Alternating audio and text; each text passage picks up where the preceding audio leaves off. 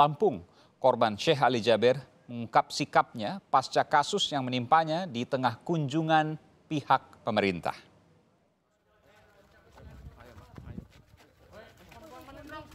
Polisi masih memeriksa intensif Alvin Andrian, tersangka penusukan Syekh Ali Jaber di kota Bandar Lampung Minggu sore lalu.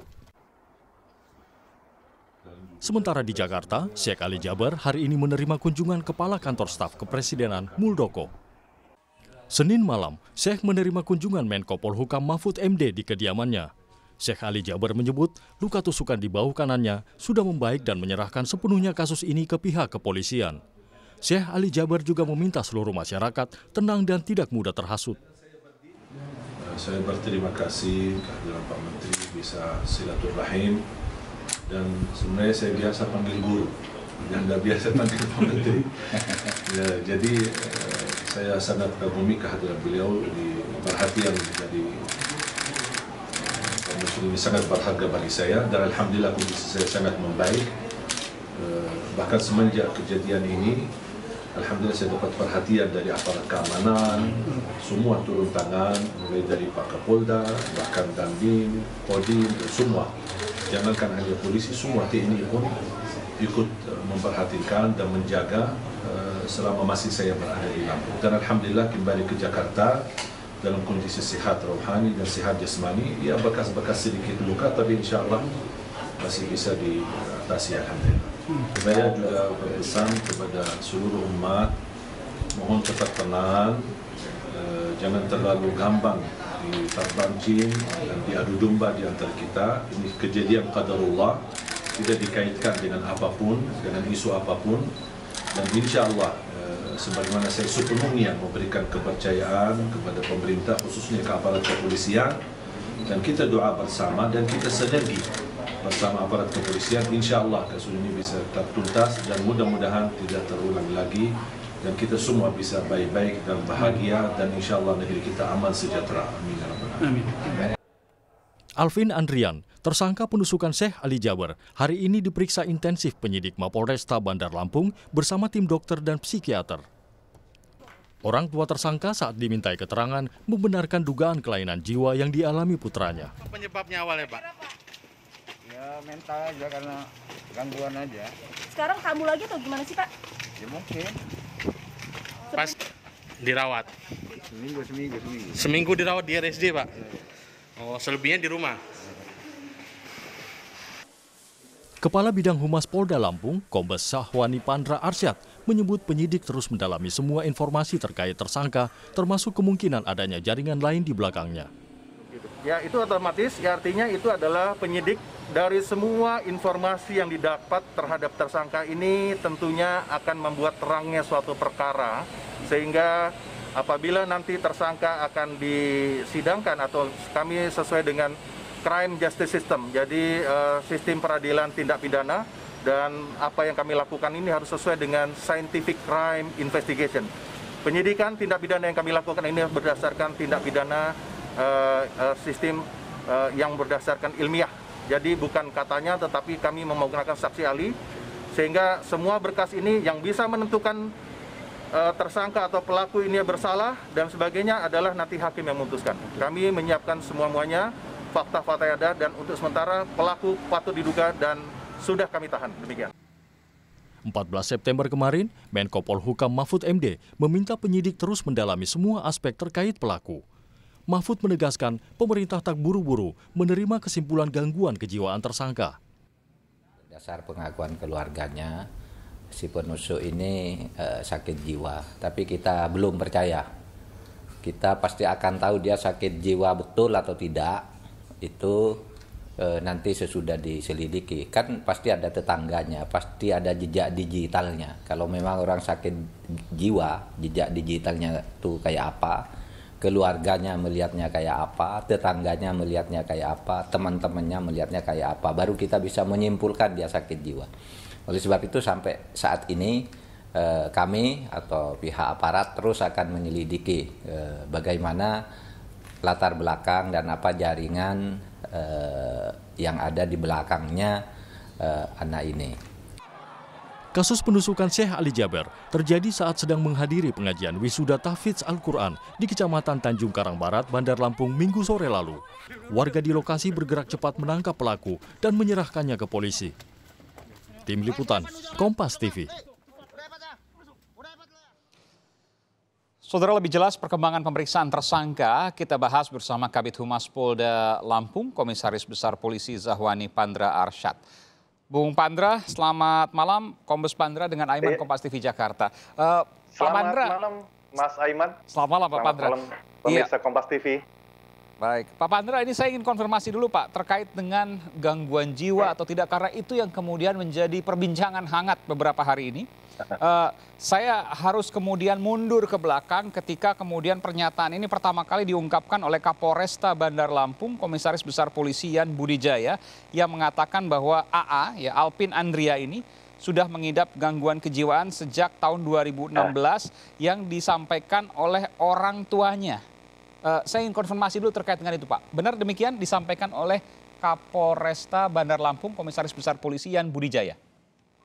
Ya, baik. Terima kasih Mas Aiman. Ya. Ya, kita ketahui bersama bahwa peristiwa penusukan terhadap seorang pendakwah dan ulama, yaitu Syekh Ali Jaber yang terjadi pada hari Minggu tanggal 13 September 2020 sekitar pukul 17.15 di Masjid Falahidin ini tentunya dengan tertangkapnya tersangka AA yang berusia 24 tahun berjenis kelamin laki-laki ini, kami melakukan proses tahapan-tahapan penyidikan yang diawali dengan proses pemeriksaan saksi-saksi, baik itu saksi korban yaitu Syekh Ali Jaber, dan juga saksi-saksi yang berada di sekitar TKP, dan juga beberapa saksi-saksi yang berada di sekitar lingkungan, baik pun dengan keluarga ataupun orang tua.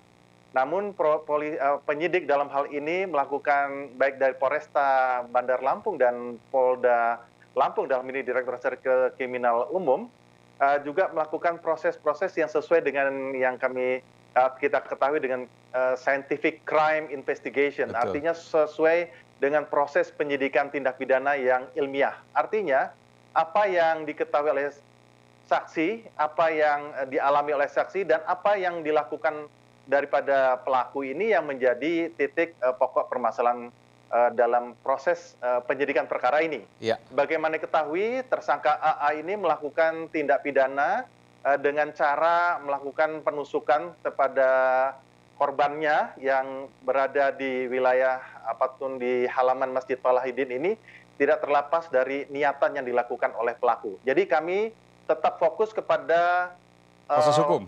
Fakta-fakta hukum yang terjadi dahulu. Jadi proses penyidikan tindak pidana ini kami tentunya dalam waktu 1 kali 24 jam, jadi sesuai dengan KUHP, untuk menentukan pelaku mempunyai status hukumnya seperti apa.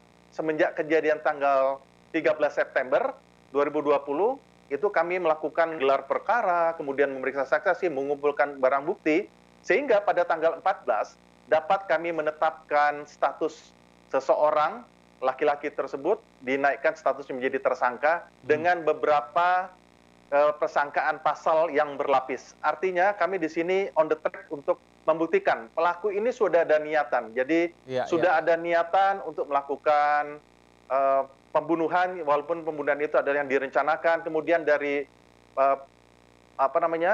kelakuan ataupun tindakan yang dilakukan mengakibatkan orang lain akan mengalami luka-luka, dan juga menggunakan senjata tajam yang dimana itu diatur di dalam undang-undang. Jadi kami jadi soal ini Pak Pandra, saya harus potong sedikit, mohon maaf. Jadi soal gangguan jiwa memang saya ingin kemudian ini kronologi ini kemudian kita clearkan, kita buat terang bahwa disampaikan pertama kali oleh keluarga kepada Kapolresta. Tapi kemudian polisi tidak begitu saja mempercayai. Ya, betul sekali. Jadi intinya apa yang kami dapatkan segala informasi untuk terangnya permasalahan kasus ini, tentu kami lakukan penyelidikan. Makanya kami katakan tadi scientific crime investigation yang dapat menentukan status terhadap tersangka ini adalah dalam keadaan gangguan jiwa atau tidak, itu bukan dari penyidik. Makanya kami mendatangkan tim dokter yang nanti akan memberikan pernyataan atau keterangan apakah tersangka ini dalam keadaan gangguan jiwa atau tidak. Ya. Tetapi kami Bahwa faktanya tetap Pak on the track. Pandra yang bersangkutan Ya. sempat dirawat dan mengalami gangguan kejiwaan sejak tahun 2016. Ini betul sempat kemudian diperiksa oleh polisi dan mendapatkan fakta demikian. Sejak 2016 sempat mengalami gangguan jiwa. Tapi kan kita tidak tahu apakah sudah kembali menjadi normal pada tahun berikutnya dan lain sebagainya. Tapi bahwa tahun 2016 sempat mengalami gangguan jiwa. Ya, jadi ini Mas Aiman, pada kesempatan ini perlu kami jelaskan bahwa tim yang saat ini tengah bekerja untuk melakukan observasi itu dari tim Rumah Sakit Jiwa Kurungan Nyawa di Kabupaten Pesarawan, merupakan rumah sakit jiwa rujukan Provinsi Lampung, dan juga dari tim psikiater dari Pusat Kedokteran Kesehatan Polri. Jadi dua tim ini sekarang sedang bekerja dalam menentukan observasi ini memerlukan waktu sekitar 14 hari khusus observasi terhadap kejiwaan ini. Tapi kami untuk fakta-fakta hukum Jalan adanya terus ya. niatan dari pelaku ini yang kami akan menggali. Karena di dalam memberikan keterangan, tersangka itu dapat menjelaskan dan ada niatan apa yang dilakukan, Mas Aiman. Baik. Jadi ini jadi jelas. Terima kasih Pak Pandra. Nanti saya akan ada pertanyaan lanjutan. Tapi ini menjadi jelas dulu bahwa memang betul ada fakta 2016 yang bersangkutan sempat mengalami gangguan jiwa. Namun kepastian apakah yang bersangkutan gangguan jiwa atau tidak saat ini tengah diobservasi 14 hari ke depan oleh Rumah Sakit Jiwa di Lampung untuk kemudian diinformasikan sebagai bagian dari fakta hukum. Meskipun proses hukum dilanjutkan oleh pihak kepolisian, oleh Polda Lampung ya, bukan di Polresta Bandar Lampung? Ya, jadi nanti yang penyidikan dari Polresta Bandar Lampung, kemudian nanti kami memberikan supervisi baik juga dari Polda Lampung maupun dari Barreskrim Polri. Tadi Anda mengatakan Pak Pandra bahwa yang bersangkutan ada rencana untuk membunuh. Memang sebelumnya Syekh Ali Jabir juga mengatakan bahwa yang sesungguhnya hendak dilukai itu adalah bagian leher, tapi kemudian ia bergerak sehingga terkena bagian tangan. Bagaimana sesungguhnya kronologi ini? Ya, betul. Jadi itu yang kami katakan tadi, pasal berlapis ini karena sesuai dengan unsur-unsur pasalnya sudah terpenuhi. Jadi selama ini motif yang dilakukan oleh tersangka AA tersebut adalah setiap kali melihat